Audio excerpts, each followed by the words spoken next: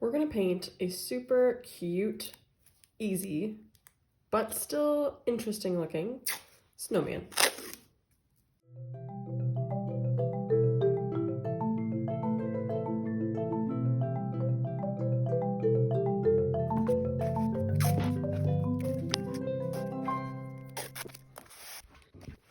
First, I am gonna sketch out my snowman because I really need to think about what is light and what is dark. So I'm gonna start with a scarf and a hat because those are on top of the snowman, and then I can draw the snowman that goes underneath those. So my scarf is gonna go kind of right across the middle. I'm picturing my snowman kind of looking off this direction, so my scarf is gonna go across. Use a nice wiggly loose lines, doesn't have to be anything fancy. If you were taking your time to draw this, and it'd be easier to draw the snowman first, just use pencil. Because I'm jumping right in with pen, that's what kind of changes the order of events for sketching. So I'm gonna get a hat, kind of again, that kind of fluffy, uneven lines. I'm kind of imagining a knit hat here that kind of has a fun little pom-pom on top. Now I can imagine that snowman's head inside of that hat. And I'm just going to continue the line where it would be. And there is his head. I'll give him some eyes while we're here. I could do those in paint, but honestly, it's a little easier with pen. I like to make this eye smaller and further away, and this eye look bigger. And then we'll do kind of part of a smile showing up here, but it's gonna turn around the corner. Next, the snowman's body. I'm gonna kind of pull it down and curve it in a little bit, like he's sitting, standing. Maybe not the classic 3 circles of a snowman, but I'm okay with that. All right, now we actually get to the fun part, which is painting. Now, believe it or not, snow is blue. So if I want to make my snowman look like he's snowy, which we might think of as white, I actually want to use some blue in a very, very, very, very, very watery paint, like a cup of tea, if not less watery. Now my light source is actually gonna be from this side, so I almost made a big mistake, not that big. But I'm gonna start my blue paint over on the right, and I'm gonna let my brush run out of paint as I go across the surface. This will create form and dimension by having shadow on one side, which is the blue, and highlight on the other side, which is white. I'm gonna put some shadow underneath the scarf.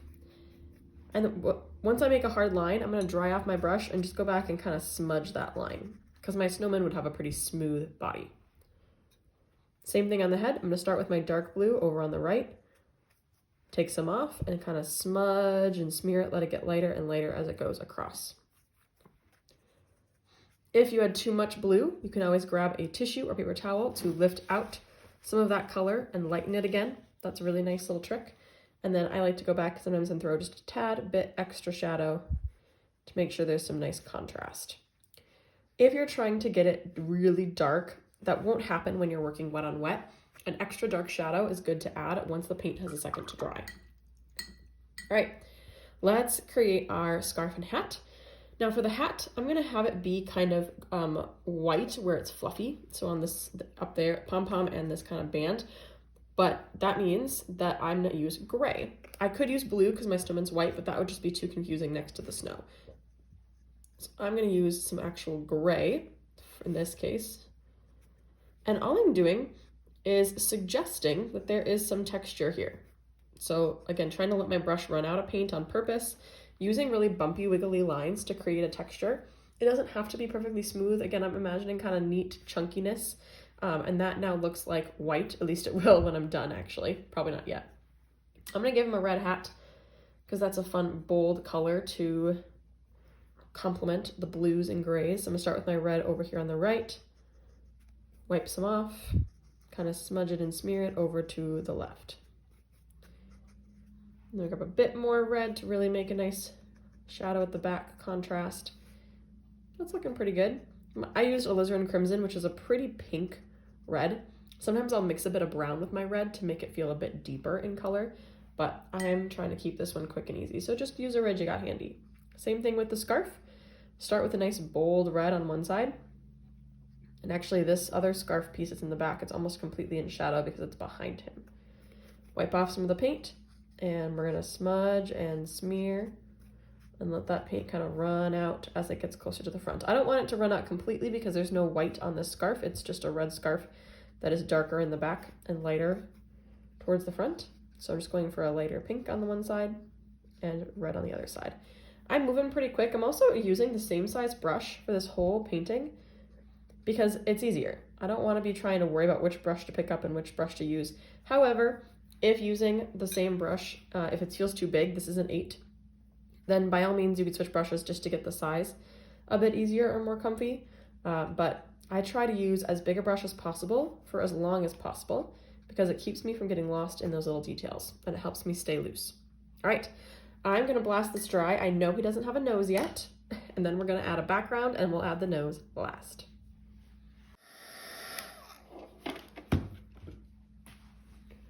All right, for the background, I need to get the whole background wet, and not just wet, but pretty sopping wet, in fact.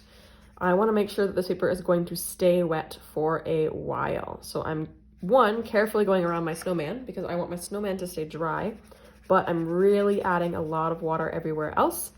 My goal is that I'll be able to play in this wet area for an extended period of time, which means it needs to soak up some water, become saturated so that I can keep adding water on top and it's not gonna soak it up and dry too quick.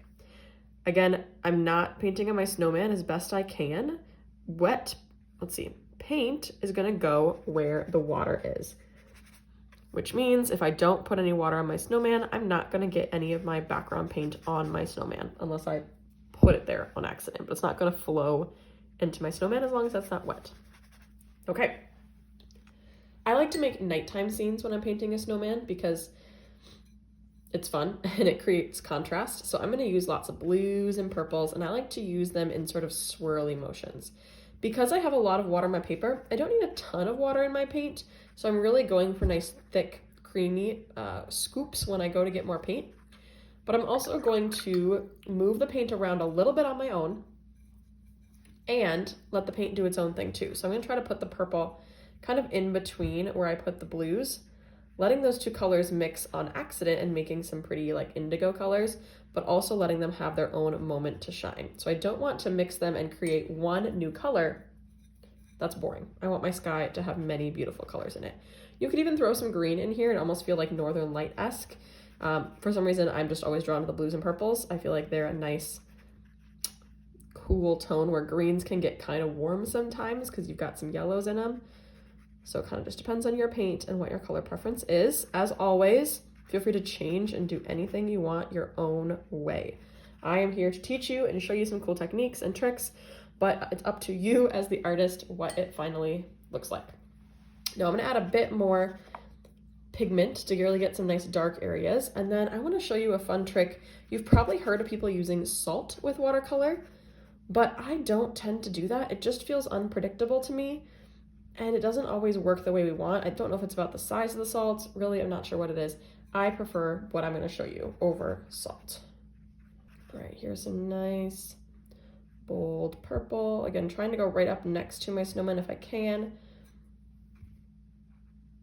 without covering any of him up, especially those lovely white spots.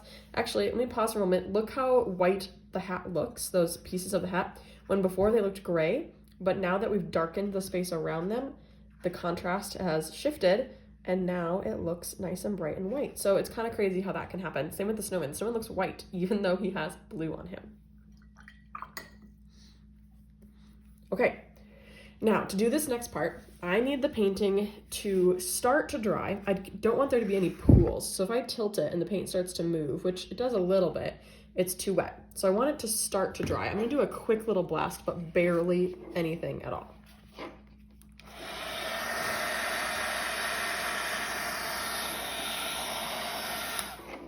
That's it.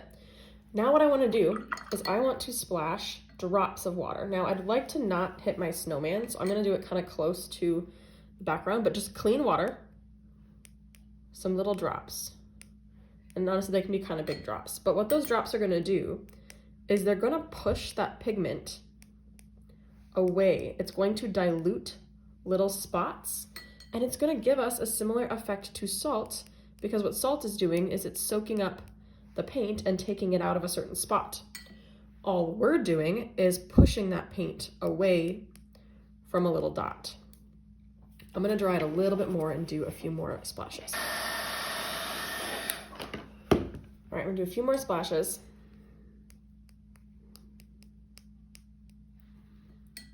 I'm gonna do a big old splash. Some little sparkles.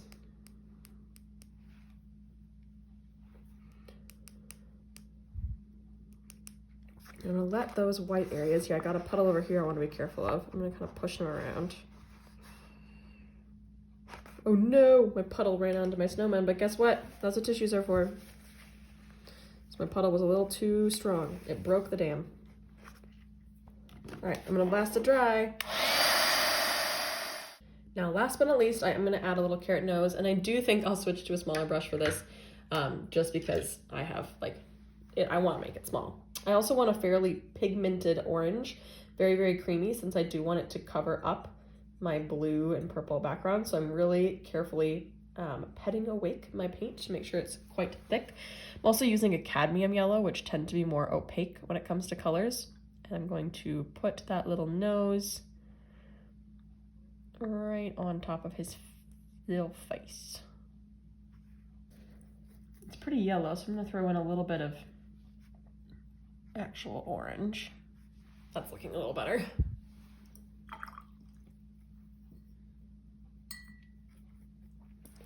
And then I'm gonna dry that and give it a little bit of pen so it matches the rest of my snowman.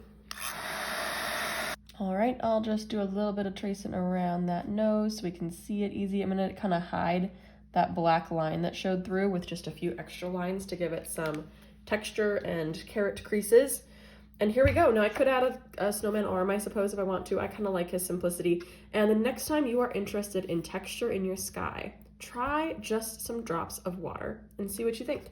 You can still create some beautiful bloomy-esque things, but it takes a little bit of practice, like anything. I hope you give this one a try. Happy painting this winter. Make sure you get my 30 free painting prompts so that you have plenty to do and you're never stuck.